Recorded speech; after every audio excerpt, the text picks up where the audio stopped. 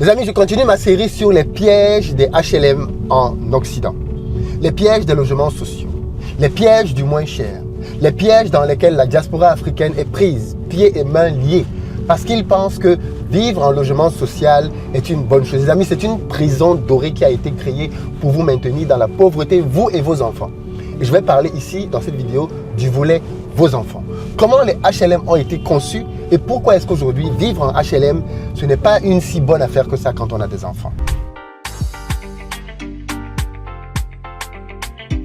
Qui sont les futurs Aliko Dangote du continent africain? Qui sont les futurs entrepreneurs qui vont éblouir le monde entier par leur talent? C'est ce que nous allons essayer de découvrir dans une nouvelle télé-réalité business qui va être diffusée dès ce soir sur TV5 Monde. Vous ne voulez pas rater ça. En tout cas, moi, je vais le suivre très attentivement parce qu'il y aura certainement là-dedans des pépites. En réalité, à la base, ils étaient 1000. Et suite à une sélection drastique, il n'y en a plus que 16. Ils vont travailler dans 4 pays, Maroc, Côte d'Ivoire, Bénin, mais aussi République démocratique du Congo, afin qu'on ait 10 finalistes représentant 10 nationalités. Bref, ça va juste être énorme. Je vous invite à regarder parce qu'on va certainement découvrir là-dedans les futures pépites entrepreneuriales du continent. Ils vont être coachés et ils vont être accompagnés, mentorés. À la fin d'ailleurs, il y a un prix qui va leur être remis. Je pense qu'on parle d'à peu près 500 000 €. C'est quand même énorme, donc c'est quelque chose qu'on doit suivre. Et d'ailleurs, ce dimanche, je vais débriefer cet épisode-là avec Kayi Moulay. Donc si vous voulez comprendre de quoi on va parler, vous avez tout intérêt à suivre l'épisode. Bref, dans la barre de description, vous avez un lien pour pouvoir vous connecter. Mais sinon, il suffit juste d'être sur TV5 Monde et c'est purement gratuit. Les HLM, ce sont des habitations, des logements à tarif modéré. Et donc, ce sont des endroits dans lesquels, malheureusement, se retrouvent les gens qui n'ont pas d'argent. Je ne veux pas tomber dans des clichés, mais bien souvent, ce sont des endroits dans lesquels vous allez avoir qui comme voisin. Moi, j'ai vécu en HLM, je ne parle pas de théorie. Dans mon immeuble, il y avait 95% d'étrangers, dont les Noirs, Africains et les Maghrébins, les plus nombreux. Les Blancs ou Haïti n'étaient pas nombreux dans l'immeuble. Il y avait une dame qui était très âgée, qui était alcoolique. Elle buvait tout le temps. Je ne connais pas le nombre de fois qu'il y a eu des évacuations pour venir la chercher par les pompiers. Il y avait dans l'immeuble un drug dealer, un dealer de drogue juste sur mon palier. Je l'ai su des années après, hein, très discret. Un vendeur de drogue. Bref, il y avait quasiment que des cassos dans mon immeuble. Et mon immeuble n'était pas une exception. Parce que quand il y a des HLM quelque part, il y a une série d'immeubles HLM dans la zone. Et donc, les HLM, c'est bien souvent bondé de cassos, des cas difficiles. Ce n'est pas dans les HLM que vous allez trouver des cadres. Non, c'est très rare. Moi, j'étais une exception dans toute la cité. Ingénieur, cadre. Non, c'était une exception. On n'est pas les plus nombreux là-dedans. Et les gens tiennent les HLM pendant très longtemps. Pendant très longtemps. Alors, qu'est-ce qui s'est passé? Il s'est passé que quand j'ai commencé à... Quand j'ai eu mon enfant, on a commencé à se dire, il est temps de partir. Parce que je ne veux pas que les enfants grandissent ici. Pourquoi? Parce que, et si vous allez comprendre comment le HLM va perdre vos enfants, parce que quand vous avez un enfant en Occident, votre enfant va à l'école avec ses voisins. Qui sont les voisins que vous avez? Les vendeurs de drogue, les vendeuses de piments, les prostituées, les bandits, les braqueurs, les agresseurs. Ce sont eux, vos voisins. Vous pensez qu'ils ont quelle influence sur leurs enfants? Très mauvaise. Et donc, vous allez donc envoyer vos enfants à l'école avec les enfants de ces vendeurs de drogue, de ces vendeuses de piments, de ces agresseurs, et ainsi de suite. Et ce sont donc ces gens-là qui vont définir le mindset et l'environnement de vos enfants. Voilà pourquoi la plupart des enfants qui grandissent en cité, la plupart deviennent des délinquants. La plupart. D'ailleurs, la preuve, quand quelqu'un de la cité réussit, qu'est-ce qu'il fait? La première chose qu'il fait, c'est qu'il déménage de la cité. Personne qui a réussi dans la cité veut rester dans la cité. Quand je parle de la cité, je parle des HLM, tout ça. Tous veulent partir de là. Parce qu'ils ne veulent pas ça pour leurs enfants. Pourquoi ils ne veulent pas ça pour leurs enfants? Parce qu'ils savent que ce sont des lieux dans lesquels on vend la drogue très facilement, dans lesquels il y a de la prostitution, dans lesquels les filles couchent pour avoir un peu d'argent, pour acheter de la drogue parce que les filles sont droguées aussi. Parce que c'est des endroits dans lesquels il y a du banditisme. On enrôle les garçons, les enfants, même les filles, dans le vol, dans les agressions, ainsi de suite. Ce sont des milieux mal famés. Et voilà les milieux dans lesquels les Africains restent.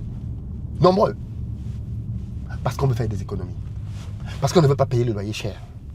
On met donc en péril l'avenir de nos enfants. Je connais l'histoire de 2 jeunes Africains dont l'un a tué l'autre. J'en ai parlé récemment aux États-Unis.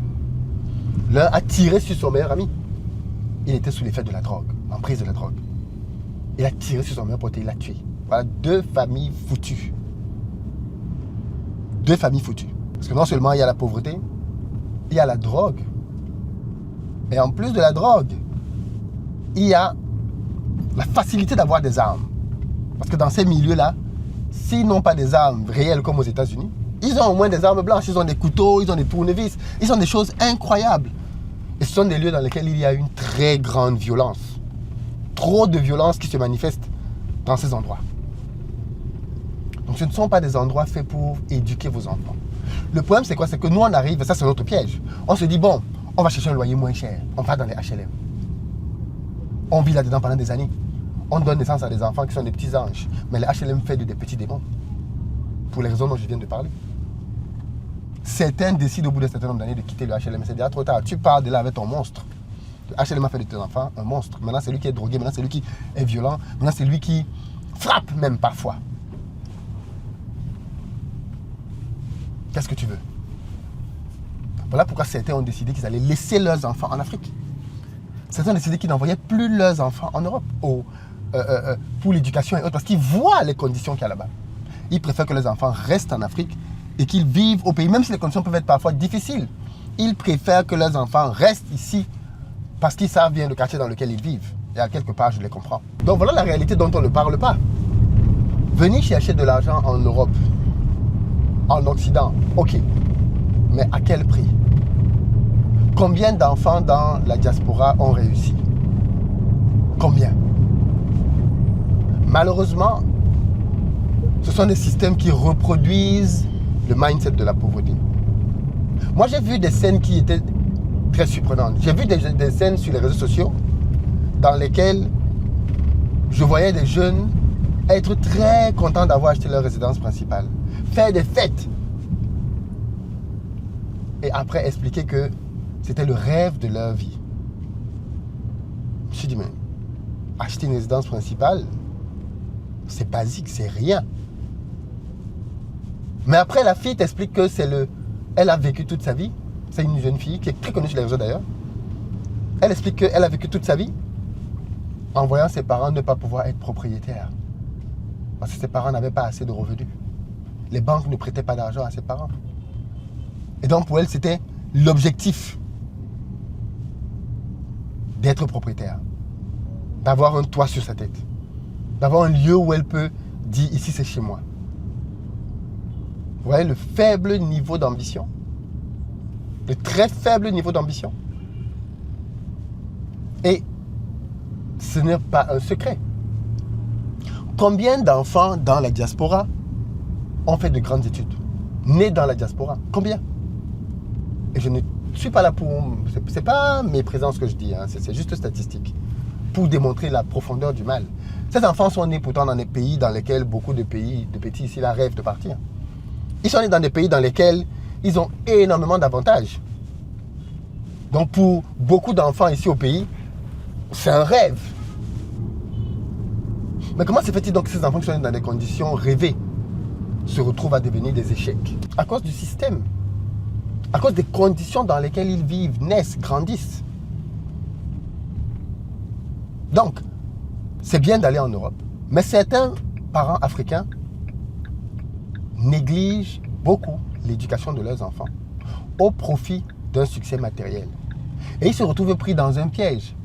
C'est que plus tard, quand ils veulent même donc maintenant commencer à regarder à leurs enfants, c'est trop tard. Ces enfants-là sont devenus des petits monstres. La drogue a tué trop d'enfants de la diaspora. La drogue a bousillé trop d'enfants de la diaspora. Trop d'enfants de la diaspora. Et on n'en parle pas assez de ce mal. On ne parle pas assez de ce problème. La drogue, le sexe facile, le vol, le banditisme, les agressions. Regardez quelqu'un comme MHD. Il a vu sa vie bousillée aujourd'hui, mais pas que lui, ses potes. Et il a été reconnu coupable d'avoir, avec ses potes, assassiné un petit jeune. Lui-même, je crois, un jeune camère. MHD, ses potes se sont retrouvés en train de tuer quelqu'un. Dans les histoires de gangs, de bagarres, ainsi de suite. C'est pas un jeu. Donc vraiment. Et c'est quand on... Et ça, c'est un sujet dont on ne parle pas. Mais ça fait énormément de dégâts dans la communauté. Les enfants qui tournent mal. Les enfants qui deviennent incontrôlables. Les enfants que la diaspora a perdus.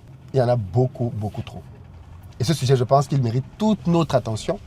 Il mérite d'être abordé avec le plus grand sérieux. C'est pour ça que je propose de faire des lives pour en parler, pour essayer de comprendre, pour essayer de trouver des solutions, pour éviter surtout que notre génération ne transmette les mêmes symptômes.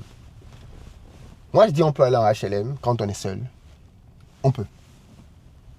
Dès qu'on commence à avoir des enfants, s'ils ont 1, 2 ans, ça va. Dès qu'ils commencent à être en âge où ils peuvent étudier, il faut partir de là. Il faut partir de là. D'un. De deux, il faut que les parents aient un vrai projet pour leurs enfants. Il faut que les parents aient un vrai projet pour leurs enfants. Et qu'ils arrêtent d'avoir des enfants juste pour des enfants, mais qu'il y ait une volonté, un vrai projet pour les enfants. Que les enfants ne soient plus juste des consommateurs, des gens comme ça, non. Que les parents pensent l'éducation des enfants, qu'ils pensent à que vont devenir ces enfants, que ces enfants soient une priorité, que leur éducation soit une priorité. Comme ça peut être le cas chez les Asiatiques, par exemple. Parce que ce genre de choses, remarquez bien que vous allez en HLM, il n'y a pas beaucoup d'Asiates là-bas. Et pourtant, ce n'est pas les plus riches non plus quand ils viennent. Vous allez voir qu'ils vont s'arranger à avoir... Parce que pour eux, l'éducation de leurs enfants, c'est un projet de vie. Chez nous, les enfants, c'est remplaçable. S'ils meurent, je fais encore l'autre, non? Et c'est l'enfant, c'est compliqué à faire. C'est Dieu qui donne l'enfant. Des phrases comme celle-là. Est-ce qu'on va s'en sortir avec ça? C'est très compliqué. Très, très compliqué. Donc, je pense que ce serait intéressant de faire un live dessus. Dites-moi ce que vous en pensez. On pourrait peut-être faire ça dimanche pour pouvoir parler de ce sujet-là. Qu'est-ce que vous en dites? Dans les commentaires, j'ai hâte de vous lire. Ciao!